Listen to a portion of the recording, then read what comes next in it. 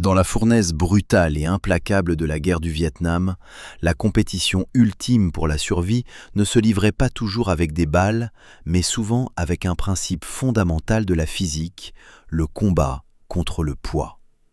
C'était un paradoxe déchirant et mortel. Les forces conventionnelles américaines, particulièrement en infanterie, opéraient selon une doctrine définie par l'abondance. L'armée des États-Unis pouvait larguer une quantité ahurissante de munitions, d'eau et de rations n'importe où sur la carte. Le soldat américain était formé pour être autonome, emportant tout ce dont il pourrait avoir besoin pendant des jours. Des quantités prodigieuses de munitions, des radios, des kits médicaux et, élément crucial, de lourdes boîtes scellées de rations C ou, plus tard, les MRE, Meals Ready to Eat, légèrement moins lourds. Le résultat de cette richesse logistique était terrifiant et débilitant. Le sac d'un fantassin américain typique pesait souvent entre 80 et 100 livres, soit 36 à 45 kg. Ce fardeau immense ralentissait sa progression jusqu'à la faire ramper, sapait son énergie dans la chaleur suffocante et transformait chaque patrouille en une corvée épuisante et bruyante. Quand on se déplace lentement et bruyamment dans la jungle, on n'est pas un fantôme, on est une cible. L'excès de logistique américaine était, ironiquement, leur talon d'Achille. À l'opposé de ce fardeau, le Special Air Service Regiment australien, SASR, évoluait selon une philosophie forgée non par l'opulence, mais par une dure expérience acquise dans les jungles de Bornéo et de Malaisie. Leur credo était simple et absolu. Plus léger et plus rapide et plus silencieux est la survie. Les missions des SAS étaient des patrouilles à longue portée, LRP, s'aventurant souvent pendant 10 à 14 jours au plus profond du territoire contesté, près des frontières cambodgiennes et laotiennes, là où le ravitaillement était une impossibilité et la découverte synonyme d'anéantissement. Pour ces missions, le SAS avait identifié le poids comme leur ennemi le plus insidieux. Leur objectif était radical, réduire le poids du sac personnel au minimum absolu, parfois à moins de 50 livres, 23 kilos, même pour une patrouille de 2 semaines. Les munitions, les batteries de radio et le matériel de démolition spécialisé étaient des poids non négociables. Tout le reste, en particulier la nourriture et l'eau, était impitoyablement examiné, critiqué et mis au rebut. La différence d'approche était immédiate et visuelle. Alors que le soldat américain chancelait sous un paquet montagneux qui lui forçait la colonne vertébrale à se courber en permanence, l'opérateur SAS se déplaçait avec une efficacité souple et économique. Son sac était compact, reposant haut sur son dos, lui permettant de réagir instantanément au contact. Cette philosophie exigeait un compromis terrifiant. S'il ne transportait pas la nourriture, il devait la trouver. Pour le SAS, la jungle n'était pas seulement un champ de bataille, c'était un garde-manger. Il n'emportait qu'une maigre quantité de rations d'urgence, peut-être quelques paquets de soupe déshydratée, des barres énergétiques fortement compressées et un tube de l'infâme aliment de base australien, le Vegemite.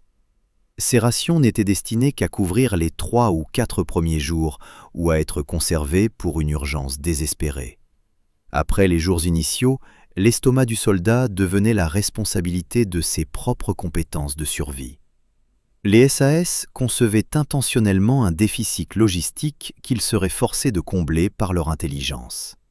Ils devaient manger la jungle pour vaincre l'ennemi. Cette exigence de vivre de la terre poussait leur régime de survie vers un territoire qui n'était pas seulement peu orthodoxe, mais que leurs alliés américains trouvaient absolument répugnant. L'acte même de se nourrir devenait un témoignage de la discipline extrême et de la volonté de faire nécessaire pour survivre là où d'autres auraient sombré dans la faim ou pire, auraient été compromis par le bruit et le volume de leur propre fourniture. La phase de planification d'une patrouille à longue portée, LRP, du SAS, était un chef-d'œuvre de privation calculée. Chaque article était pesé, scruté et justifié. S'il ne contribuait pas directement au succès de la mission ou à la survie immédiate, il était laissé derrière. La nourriture était souvent le premier luxe à être sacrifié. Le paquet de rations individuelles standard du SAS était à 1000 lieues des repas volumineux et souvent très caloriques, préemballés, transportés par les forces américaines. Là où un MRE, Meal Ready to Eat, américain, fournissait plusieurs milliers de calories d'aliments transformés, complets avec un élément chauffant et une cuillère en plastique, le paquet SAS était d'un minimalisme frappant. Le cœur de leur régime transporté consistait en quelques blocs d'énergie concentrés, ressemblant souvent à de dures dalles d'avoine et de sucre pressé, conçus uniquement pour retarder l'épuisement. Ils pouvaient transporter quelques paquets de mélange de soupe déshydratée, parfaits pour réchauffer l'âme lors d'une nuit froide dans la jungle, sans créer un grand feu révélateur. Et puis, il y avait le Vegemite. Cette pâte dense, noire et salée, faite à partir d'extraits de levure, était un aliment de base nationale et un atout tactique. Elle offrait une puissante dose de vitamine B, cruciale pour maintenir l'énergie et la santé du système nerveux pendant une carence calorique prolongée. Une petite boîte de Vegemite était souvent plus prisée qu'une boîte de viande de luxe, car elle représentait une subsistance brute et compacte. L'élément psychologique crucial était que les rations du SAS étaient délibérément insuffisantes. Elles étaient conçues non pas pour soutenir l'opérateur, mais pour lui faire gagner du temps. Elles étaient destinées à durer environ 3 à 4 jours sur une patrouille de 2 semaines. Cela créait un contrat forcé entre le soldat et la nature sauvage. À la fin de la première semaine, le soldat avait 2 choix: trouver de la nourriture ou faire face à la dégradation physique et mentale inévitable due à la famine. Cette stratégie créait un avantage massif en matière de furtivité. Une patrouille du SAS pouvait rester immobile dans une position de repli final pendant 72 heures, parfaitement camouflée, ne consommant que des gorgées d'eau et des micro-portions de leurs réserves. Ils ne produisaient pratiquement aucun déchet. Pas de boîtes, pas de paquets en plastique, pas de restes de cuisine révélateurs, ne laissant aucune trace que l'ennemi pourrait suivre. Ils étaient véritablement des fantômes. En contraste frappant, les forces spéciales américaines, comme les bérets verts, transportaient des rations C de forces spéciales beaucoup plus lourdes, certes plus appétissantes que la dotation générale, mais toujours encombrantes. Cela créait des frictions lorsque les unités travaillaient ensemble. Un observateur américain intégré à une patrouille du SAS devait souvent choisir entre transporter un poids massif pour maintenir son confort, exposant ainsi toute la patrouille au bruit et au volume, ou jeûner avec ses camarades australiens. Assister à une patrouille du SAS, c'était voir des hommes vivre à l'extrême limite de l'endurance. Ils opéraient constamment dans un état de faim contrôlé, leur esprit aiguisé par le faible apport calorique, leur survie dépendante d'une observation aiguë. Ils avaient remplacé le poids de la nourriture par le poids du savoir. Le savoir de quelle feuille était sûre à mâcher, quel insecte contenait des protéines, et quelle créature se déplaçait assez lentement pour être attrapée sans combat. Cette décision délibérée d'accepter la privation transformer l'opérateur SAS d'un soldat traditionnel en un chasseur-cueilleur, lui permettant d'atteindre l'objectif tactique ultime, rendre son empreinte logistique nulle. L'histoire de cette dépendance de l'opérateur SAS à l'environnement naturel n'était pas une invention désespérée de la guerre du Vietnam. C'était le produit d'un programme d'études éprouvant et éprouvé, perfectionné sur un autre théâtre de conflit: l'urgence malaise et la confrontation indonésienne à Bornéo. Dans le creuset de la Malaisie et de Bornéo, où les lignes d'approvisionnement externes étaient pratiquement inexistantes et l'ennemi était souvent l'environnement lui-même, les SAS avaient rapidement appris que la doctrine militaire des manuels était inutile. Ils devaient devenir des experts de ce qu'on appelait la patrouille à pénétration profonde. L'aspect le plus critique de cette formation était l'intégration des connaissances indigènes. Les Australiens apprenaient directement des tribus locales, des pisteurs Iban de Bornéo et des différents groupes ethniques de Malaisie qui survivaient dans la jungle depuis des millénaires. Ils absorbaient des leçons sur quoi manger, quoi toucher et quoi éviter, des leçons que les manuels militaires occidentaux ne contenaient tout simplement pas. La philosophie fondamentale enseignée à Bornéo était que la jungle te nourrira à condition que tu saches comment le lui demander. Cela impliquait une formation complète en ethnobotanique, l'étude des plantes locales. Les opérateurs SAS apprenaient à identifier et à distinguer rapidement les centaines d'espèces différentes d'ignames sauvages, de tubercules et de fruits, séparant le nutritif du toxique. Ils savaient quelles lianes spécifiques donnaient de l'eau potable et lesquelles paralyseraient leur gorge. Cette connaissance transcendait la simple recherche de nourriture. Il s'agissait de survie métabolique dans un environnement qui s'efforçait constamment de briser le corps humain. Le besoin de se nourrir de la terre poussait les SAS à trouver des sources de protéines abondantes et fiables. Dès que leur maigre ration transportée était épuisée, ils se tournaient immédiatement vers la source de protéines la plus fiable et la plus facilement acquise dans la jungle, les insectes et leurs larves. Pour le soldat occidental moyen, c'était une ligne rarement franchie, mais pour le SAS, c'était une question de survie essentielle et de discipline tactique. Dans l'environnement humide et en décomposition de la jungle, les grosses proies sont difficiles à chasser, difficiles à nettoyer et nécessitent du feu, une balise bruyante et fumante pour l'ennemi. Les insectes et les larves, cependant, se trouvent partout, sont presque silencieux à acquérir et offrent une charge utile, dense et nutritive. Les opérateurs SAS étaient passés maîtres dans l'art de trouver ce qu'ils appelaient sombrement les fruits de mer de la jungle. Leur terrain de chasse préféré étaient les rondins en décomposition, la terre humide et le cœur intérieur de certaines plantes de la jungle.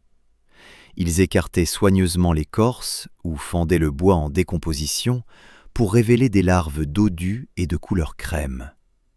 Ces larves étaient riches en calories et contenaient de grandes quantités de graisse et de protéines. Bien que leur vue pût provoquer des vomissements chez les non-initiés, y compris de nombreux bérets verts américains, les SAS les consommaient avec une efficacité pragmatique. La préparation était essentielle pour atténuer les risques. Si certaines larves très spécifiques pouvaient être mangées crues, la plupart étaient légèrement cuites pour tuer les parasites. Crucialement, cette cuisson se faisait presque toujours sur une source de chaleur minimale et sans fumée. Ils utilisaient la chaleur résiduelle d'une poignée de braise ou, plus souvent, rôtissaient les insectes ou les larves sur une pierre chaude qui avait été chauffée au fond d'un foyer soigneusement géré, permettant à la chaleur de se dissiper rapidement sans dégager de grands panaches de fumée.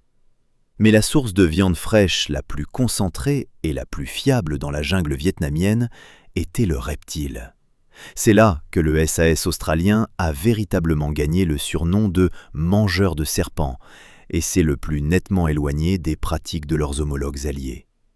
Pour la plupart des soldats occidentaux, rencontrer un serpent dans la jungle signifiait un danger immédiat, une menace à tuer par une rafale de tir ou à éviter entièrement.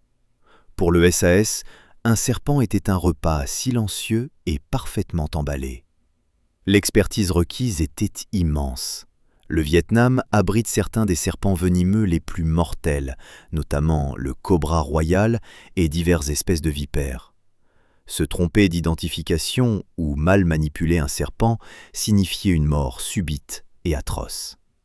La méthode d'acquisition préférée était rapide et chirurgicale. À l'aide d'un bâton long et solide ou de la crosse d'un fusil, l'opérateur épinglait la tête du serpent au sol, puis, d'une main expérimentée, saisissait le serpent juste derrière le crâne et sectionnait rapidement la tête. La préparation était immédiate. La tête était enterrée pour éliminer le venin, la peau était dépouillée et la longue viande musculaire pâle était grillée sur le feu résiduel d'une poignée de braise ou cuite sur des pierres chaudes, des techniques qui produisaient un minimum de fumée et d'odeur. Cette volonté de consommer des reptiles était peut-être la plus grande barrière psychologique franchie par le SAS. Elle symbolisait leur reddition complète aux conditions de la jungle. Le surnom de « mangeur de serpents » était un véritable insigne d'honneur. Il indiquait une domination psychologique sur les aspects les plus hostiles de l'environnement, permettant au SAS de rester léger, rapide et silencieux, alimenté par les choses mêmes qui faisaient peur aux autres hommes. Dans la jungle, la pénurie de nourriture peut être tolérée pendant des jours, mais la rareté de l'eau est un tueur rapide. La déshydratation dans la chaleur suffocante et l'humidité du Vietnam pouvaient entraîner l'incapacité, le délire et le coup de chaleur en quelques heures, compromettant l'ensemble de la patrouille. Pour le SAS, trouver de l'eau n'était donc pas une compétence de survie secondaire, c'était un impératif tactique primordial. L'approche militaire conventionnelle de l'eau était simple, la transporter. Mais un gallon d'eau pèse 8,3 livres, 3,8 kilos. Pour une patrouille de 14 jours, transporter de l'eau suffisante était logistiquement impossible. Le SAS a donc dû développer une expertise extrême en hydrologie de terrain. La source d'eau la plus dangereuse était aussi la plus évidente, les rivières et les grands ruisseaux. Dans les zones fréquentées par l'ennemi, ces sources étaient souvent polluées par les déchets humains et animaux, ou pire, délibérément piégées avec des grenades ou des fils submergés. Boire de l'eau de rivière non traitée était la garantie d'une dysenterie débilitante et de graves troubles gastriques, un moyen sûr d'exposer la patrouille. Le SAS se concentrait sur l'eau silencieuse. Ils étaient experts dans l'art de puiser dans les réserves internes de la jungle. Cela incluait l'identification et la coupe soignée de lianes spécifiques, souvent appelées lianes d'eau, qui stockaient de l'eau claire et pure. L'astuce consistait à couper la liane à la base d'abord, puis immédiatement à la couper plus haut. Si elle était coupée par le haut, la pression aspirerait l'eau dans les racines. Le liquide était souvent légèrement amer ou boisé, mais stérile et salvateur. Une autre technique exploitait les microclimats de la jungle.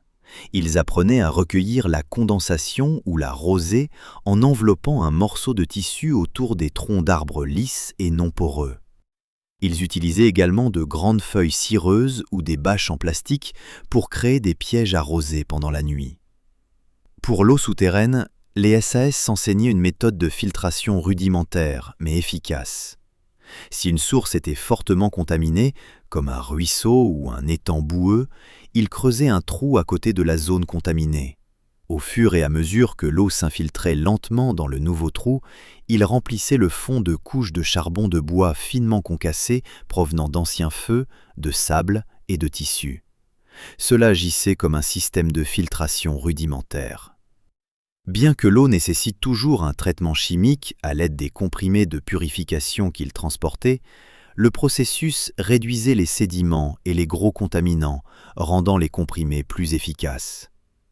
La connaissance s'étendait à la reconnaissance des plantes qui retenaient l'eau, telles que les grandes plantes carnivores concaves, Nepenthes, ou l'eau stockée à l'intérieur des tiges de certaines espèces de bambou. L'avantage tactique clé était que toutes ces méthodes ne produisaient aucun bruit et ne laissaient qu'une signature minimale. Une grande unité américaine remplissant des gourdes à un ruisseau créait une cible audible et visible. Un opérateur SAS recueillant silencieusement la condensation d'une liane était invisible.